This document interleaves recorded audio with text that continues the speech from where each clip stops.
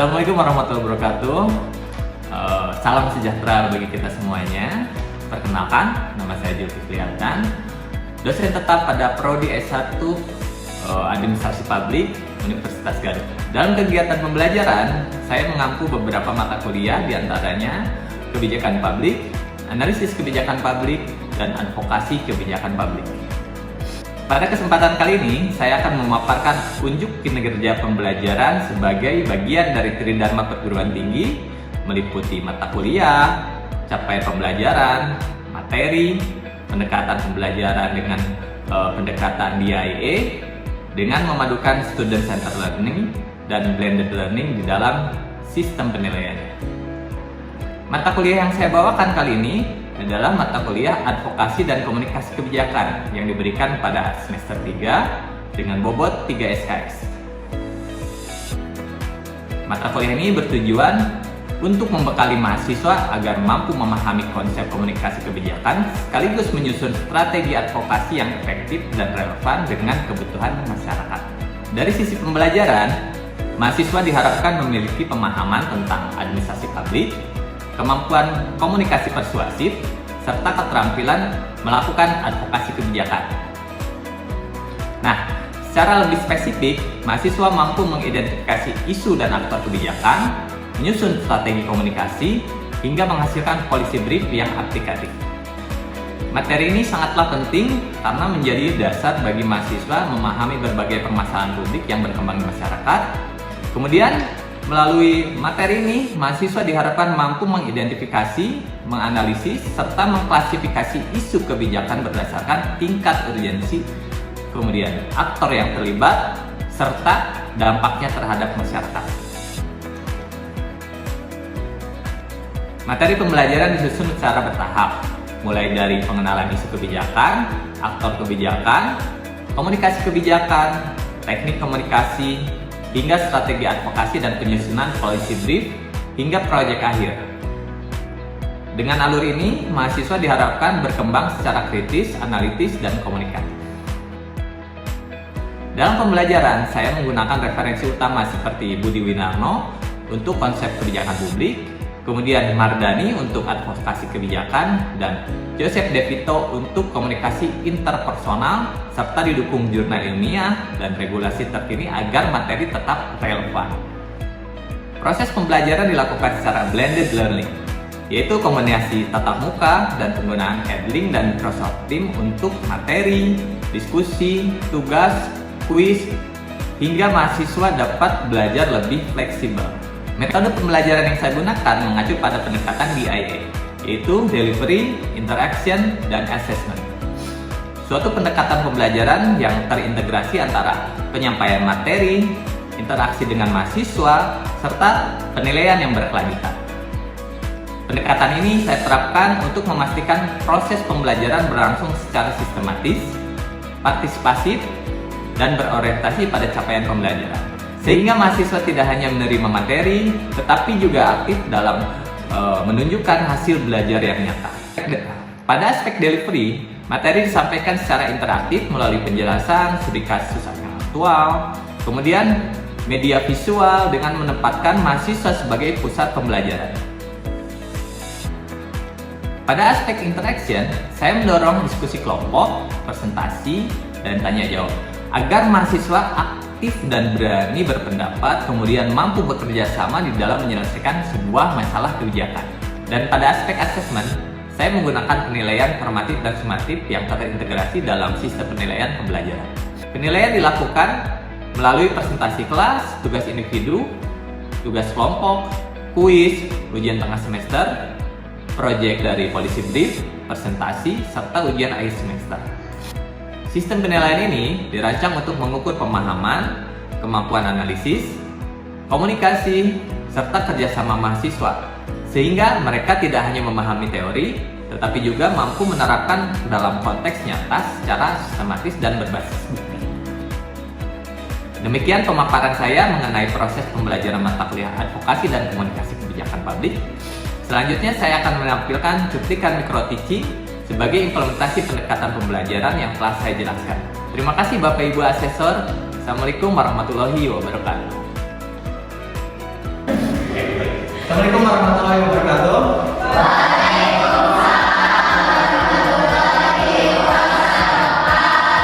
Oke, apa kabarnya semuanya teman-teman? Oke, baik. Sebelum kita mulai, alangkah baiknya kita berdoa dulu teman-teman agar perkuliahan kita berjalan dengan baik. Berdoa menurut agama dan kepercayaan masing-masing dimulai.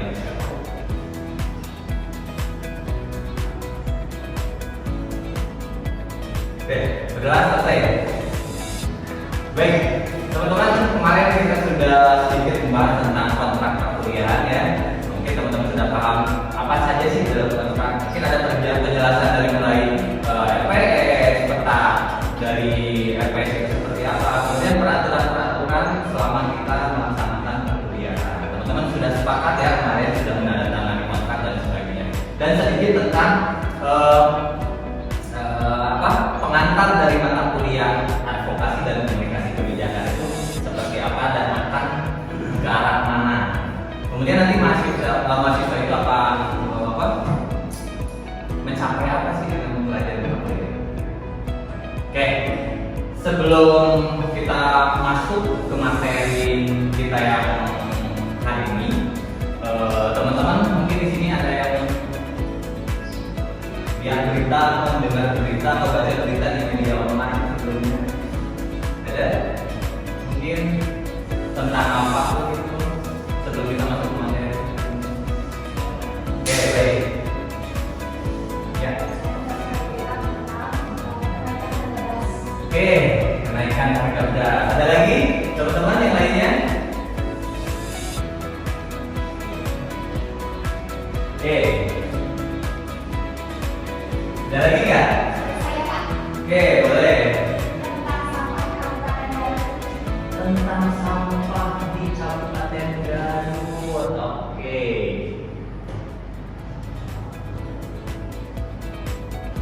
Ada lagi? Teman-teman yang lainnya. Tadi ada yang tentang apa? Kamu tentang apa? Kenaikan harga beras. Kemudian tentang sampah. Ada lagi yang lainnya?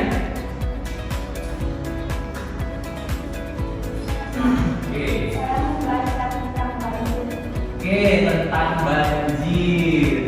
Oke, baik teman-teman. Itu teman-teman bisa sering lihat apakah itu sebuah permasalahan atau bukan. Nah, teman-teman, kita lihat di sini mungkin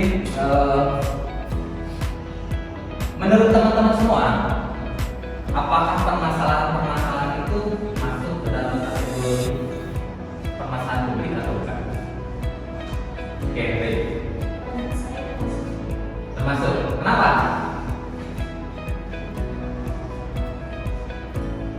Kenapa? Karena oke, karena mencakup masyarakat banyak dan dampaknya juga banyak. Oke, yang lainnya ada nggak? Apakah semua permasalahan publik? Apakah semua berita-berita yang teman-teman baca itu adalah permasalahan-permasalahan publik atau bukan? Oke, silakan. Belum tentu. Oke, kenapa? Oke, baik. Karena mungkin hanya masalah biasa, teman-teman ya. Jadi teman-teman di sini sudah sedikit paham. Banyak sekali berita-berita yang memang kita konsumsi, tetapi ini muncul di permukaan. Apalagi di era sekarang, di era digitalisasi ya teman-teman. Di era digital itu apapun kita bisa lihat, kejadian apapun, entah itu yang malam, apapun kita udah ketiduran, tapi pagi-pagi kita sudah melihat berita pembegalan, kenakalan remaja, tawuran, bahkan mungkin banjir tadi yang disampaikan oleh teman kita, kenaikan harga beras dan sebagainya. Tetapi kita kadang-kadang bingung di sini, apakah itu masuk dalam permasalahan publik atau bukan? Nah, ini yang harus kita pahami sebelum kita masuk ke dalam mata kuliah ini. Kita harus bisa memilah mana sih sebetulnya yang masuk ke dalam kategori permasalahan publik dan masalah yang non publik atau individu. Oke, baik teman-teman, jawaban dari teman-teman semua itu benar ya semuanya. Ini adalah ada yang masuk dalam kategori permasalahan publik dan ada yang termasuk dengan permasalahan non publik atau memang individu individu, dan itu bisa disebut bukan kategori dari permasalahan publik. Karena tadi alasan-alasannya. Kita sekarang masuk ke materi yang pertama, teman-teman. Mungkin kita lihat ada di sini menurut Winarno di sini. Isu kebijakan publik ini merupakan masalah yang muncul di masyarakat dan membutuhkan tindakan dari pemerintah. Artinya, permasalahan ini muncul di ruang-ruang sosial atau di masyarakat umum, kemudian harus dapat perhatian dari pemerintah untuk penyelesaian permasalahan tersebut. Nah, contohnya di sini mungkin ada beberapa syarat juga atau unsur yang harus dipenuhi ketika itu sudah masuk dalam kategori permasalahan publik. Yang pertama mungkin kita lihat di sini ada menyangkut kepentingan masyarakat yang luas. Tadi sudah disampaikan sama teman kita ya, yang termasuk dalam masalah publik itu seperti apa? Dampaknya terkena oleh masyarakat luas. Contohnya banjir, apakah itu masuk dalam permasalahan publik? Iya, karena terdampaknya misalnya walaupun tidak se-Kabupaten Garut, tetapi mungkin daerah tertentu saja. Nah, artinya daerah tertentu tersebut harus mendapatkan perhatian dari pemerintah untuk menanggulangi, memberikan bantuan dan lain sebagainya. Apapun yang dibutuhkan oleh orang-orang yang terdampak dari banjir tersebut misalnya ya. Kemudian yang kedua, memiliki dampak sosial, ekonomi dan lingkungan. Tadi salah satu itu. Kalau lingkungan ya sudah pasti kerusakan lingkungan kan gitu. Dampak-dampak contoh dampak dari banjir kan, entah itu endapan lumpur, kemudian korban-korban lainnya, kita dapat mendapatkan perhatian. Atau bahkan teman-teman ada mungkin pernah tuh di Cimacan ya, ketika Sungai Cimanuk meluap, itu dari teman-teman mahasiswa UKM kemarin sudah ngasih bantuan gitu ya untuk meringankan beban itu, tetapi dari non-government ya, dari pemerintah, itu hanya dari masyarakat sosial, tetapi itu masuk ke dalam kategori permasalahan publik. Karena apa? Selain pemerintah juga mungkin kita dari orang-orang stakeholder tertentu juga bisa memberikan bantuan untuk menyelesaikan permasalahan tersebut. Ya, contohnya kemarin membantu untuk membersihkan lumpur, membantu membersihkan sekolah-sekolah yang terdampak dan sebagainya. Kemudian membantu juga orang-orang yang terdampak seperti yang sakit, yang rumahnya hancur. Nah itu ya. Oke, kemudian yang ketiga di sini memerlukan intervensi dari pemerintah. Ini saya kasih contoh nih. Kalau tadi kita membahas tentang permasalahan-permasalahan yang memang sudah kita bahas ini ya, masuk dalam kategori permasalahan publik dan itu. Kalau misalnya saya mogok di jalan, apakah itu masuk dalam isu kebijakan publik atau bukan? Kenapa bukan? Kenapa bukan? Dengan permasalahan sama sih. Di ruang publik juga, di jalan raya kan ruang publik nih. Tapi saya mau ngomong nih. Kenapa bukan? Ya. Karena hanya dialami oleh semua orang. Oke, karena dialami sama saya sendiri ya, sama saya seorang. Apakah kenapa Pak nggak fair juga dong itu? Ya, yang terdampak itu cuma saya gitu. Paling saya telat ke kampus, telat ngajar dan sebagainya. Mungkin apa saya lupa isi BBM gitu kan, atau ban kempes. Ini yang sering kita ada. Tapi terdampaknya itu hanya untuk kita sendiri. Oke ya, baik sekali jawabannya. Itu bukan ya, karena memang hanya dialami oleh satu orang gitu teman-teman. Nah kemudian permasalahan yang selanjutnya teman-teman, di sini kita lihat di suatu tempat di desa, mungkin desanya teman-teman kesulitan mendapatkan air bersih. Nah itu seperti apa teman-teman? Apakah permasalahan publik atau bukan? Ya. Itu maksudnya ke isu kebijakan Pak? Ya. Isu kebijakan. Publik. Oke, isu kebijakan publik. Karena apa? Karena itu menyangkut masyarakat. Satu desa tersebut membutuhkan air bersih, sehingga ini akan berdampak terhadap kehidupan sosial di desa tersebut. Apa sih dampaknya yang disebabkan oleh kelangkaan air bersih? Apa saja coba? Penyakit mungkin, ya,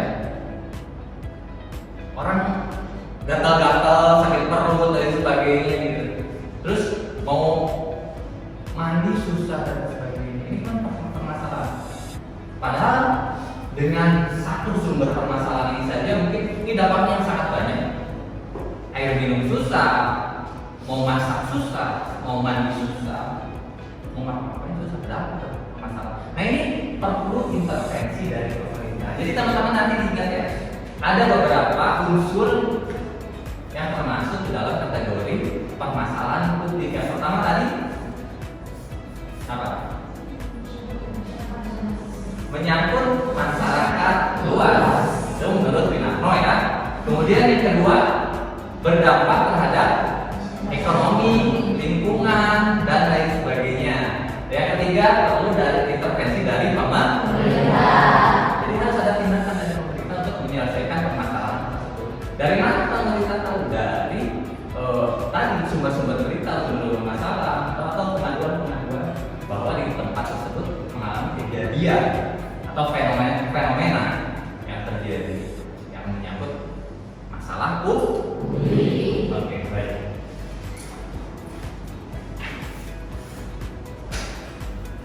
Nah, yang selanjutnya mungkin teman-teman sering dialami, apalagi teman-teman mungkin ada yang di desa-desa dan sebagainya. Teman-teman, kita sering banyak melihat ketidak ikut serta atau partisipasi dari masyarakat dalam musrenbang desa. Nah, apakah itu masuk dalam kategori permasalahan publik atau tidak? Apakah ini masuk dalam isu kebijakan atau tidak? Tentang musrenbang.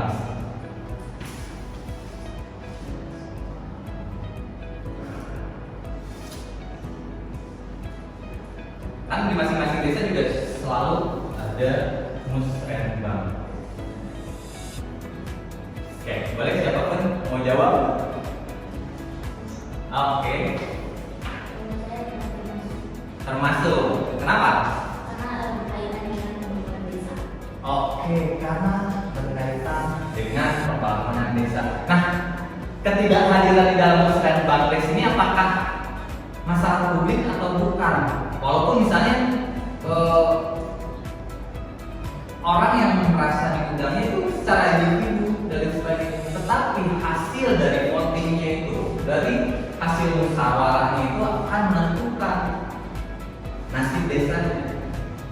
Nah, hal ini sering terjadi karena mungkin partisipasi masyarakat. Tetapi kalau misalnya ada terjadi, misalnya dalam contoh penyelewengan anggaran dana desa, misalkan nggak tahu, padahal udah diundang misalnya, tapi tiba-tiba tidak ada pembahasan nih jalan kok nggak diperbaiki misalnya, kemudian tidak ada peningkatan kesejahteraan ekonomi di desa tersebut, kita bisa mengajukan ke pemerintah desa, padahal pemerintah desa sudah mengundang. Jadi masalah itu bukan hanya dari perangkat desa yang mengundang, dan partisipasi masyarakat yang kurang, yang berdampak kepada kita semua, masyarakat desa itu sendiri. Misi informasi misalnya, kehilangan informasi terhadap apa sih rencana pembangunan desa ke depan. Apakah yang menjadi prioritas itu infrastruktur dulu, atau pertanian dulu, atau apalah gitu. Nah ini menjadi penting ya. Oke, artinya ketidakhadiran di dalam musrenbang desa ini termasuk ke dalam permasalahan publik. Walaupun misalnya ini atas dasar kesadaran individu, tetapi dampaknya adalah untuk kepentingan bersama. Artinya masyarakat luas atau masyarakat sosial. Bahas tentang klasifikasi mana sih yang termasuk dalam permasalahan publik atau non publik ini, teman-teman sedikit sekarang sudah ada sedikit gambaran mungkin ya. Oke, sudah paham mana sih yang masuk ke dalam kategori isu publik dan non publik. Nah, teman-teman sekarang silakan buat 3 kelompok. Nah, saya akan memberikan tema terkait permasalahan publik yang memang akan teman-teman diskusikan dengan kelompok masing-masing. Sekarang silakan menggunakan handphone kalian untuk mencari data atau berita tentang permasalahan publik tersebut. Nah, yang pertama mungkin untuk kelompok yang pertama saya akan memberikan tema tentang menganalisis isu kenaikan harga pangan. Ini dapat contohnya misalnya harga pangan naik nih disebabkan oleh apa misalnya. Itu untuk kelompok pertama ya. Kemudian yang kelompok kedua di sini menganalisis tentang sampah yang mengakibatkan banjir, tapi isunya lebih ke sampah saja. Ini khusus di isu-isu yang ada di Kabupaten Garut. Nanti teman-teman silakan cari berita-berita online yang membahas tentang isu permasalahan tersebut, gitu ya. Dan untuk kelompok 3, di sini mungkin teman-teman akan menganalisis tentang rendahnya partisipasi masyarakat terhadap Musrembades. Oke, paham teman-teman? Oke, silakan berdiskusi secara kelompok. Saya berikan waktu berapa menit kemudian, lalu kita akan diskusikan. Oke, silakan untuk dimulai. Oke, baik. Sudah selesai diskusinya? Sudah. Oke, kita mulai dari kelompok 1 ini. Gimana kelompok 1? Tapi menurut kami, harga harga pangan itu merupakan isu publik yang mana nantinya mencakup masyarakat luas, yang mana nantinya masyarakat pemerintah itu harus melakukan adanya kebijakan mengenai stabilisasi harga. Oke, baik sekali ya. Nah, dari mana sih dapat data tersebut? Kami tadi mendapat datanya dari BPS kemudian. Oke, menginspirasi dari data BPS. Artinya di sini kita tidak hanya melakukan statement berdasarkan pendapat pribadi atau subjektivitas, tetapi berdasarkan data. Jadi kita tidak membuat pernyataan-pernyataan tanpa dasar. Oke, bagus sekali, tepuk tangan. Baik, sekarang kita masuk ke kelompok 2. Bagaimana kelompok 2 hasil diskusinya? Oke, jadi menurut kami sampah itu merupakan salah satu isu kebijakan kami karena sampah itu berdampak terhadap lingkungan. Oke, baik. Gimana kalau misalnya tidak ada intervensi dari pihak pemerintah?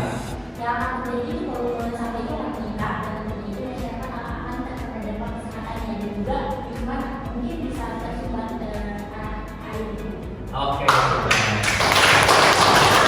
Jadi kalau misalnya tidak ada intervensi dari pemerintah untuk penyelesaian sampah ini, volume sampah itu akan meningkat. Selain penyakit dan sebagainya yang akan ditimbulkan dari peningkatan sampah tersebut, mungkin sampah itu akan masuk ke dalam gorong-gorong, aliran sungai dan sebagainya dan menyebabkan banjir.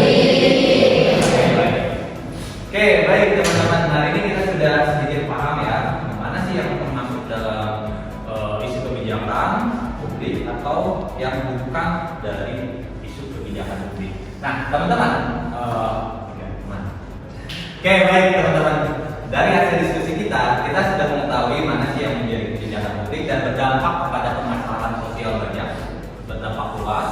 Kemudian memerlukan intervensi dari pemerintah. Nah, inilah yang menjadi dasar untuk penyusunan sebuah kebijakan pemerintah. Ini akan masuk ke dalam sebuah agenda penyusunan kebijakan untuk menyelesaikan permasalahan kebijakan yang harus dilakukan untuk menyelesaikan permasalahan-permasalahan yang tadi didiskusikan. Oke, baik, sebelum kita akhiri teman-teman, kita sedikit menguji pemahaman kalian terkait materi hari ini. Oke ya? Siap? Ya. Oke, baik. Sekarang saya sedikit menguji sampai sejauh mana pemahaman kalian. Ini adalah review di akhir pertemuan kita, teman-teman. Apa sih yang dimaksud dengan isu kebijakan publik? Ya. Oke, boleh. Siapapun. Ya, oke, kamu. Kalau saya, masalah publik merupakan masalah yang membutuhkan tindakan pemerintah. Oke, membutuhkan intervensi dari pemerintah. Oke, baik sekali ya. Kemudian kenapa sih konflik keluarga itu bukan termasuk ke dalam permasalahan isu kebijakan publik? Ya, silakan. Karena tidak membutuhkan kebijakan pemerintah. Oke, karena tidak perlu menggunakan kebijakan pemerintah. Tetapi kalau misalnya membantu ada ya, kadang-kadang ya konflik nih keluarga, ada mediasi dan sebagainya. Tetapi itu tidak harus mengeluarkan sebuah kebijakan, teman-teman. Misalnya peraturan daerah untuk mendamaikan kedua belah pihak, tidak, itu hanya bisa dilakukan dengan kesepakatan saja dan dimediasi mungkin dari aparat setempat dan sebagainya. Oke, baik sekali teman-teman, terima kasih atas atensinya. Nah, nanti teman-teman akan saya berikan tugas seperti biasa. Nanti teman-teman akan merangkum beberapa permasalahan publik, kemudian dipindahkan ke dalam resume dengan sistematika menggunakan jenis font TNR, kemudian spasinya 1,5, minimal 25 halaman yang akan dikumpulkan menggunakan Microsoft Teams atau Edit ya. Oke, baik teman-teman, sekali lagi terima kasih atas atensinya. Kita akan ketemu di pembahasan selanjutnya tentang aktor kebijakan publik. Saya tutup saja pertemuan ini dengan wassalamualaikum warahmatullahi wabarakatuh. Selamat melanjutkan aktivitas kembali.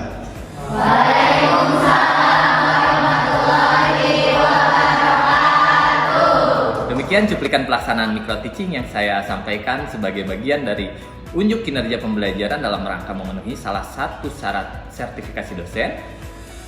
Besar harapan saya pemaparan dan implementasi pembelajaran yang telah saya tampilkan dapat menjadi pertimbangan bagi Bapak Ibu asesor dalam melakukan penilaian terhadap kompetensi saya sebagai dosen.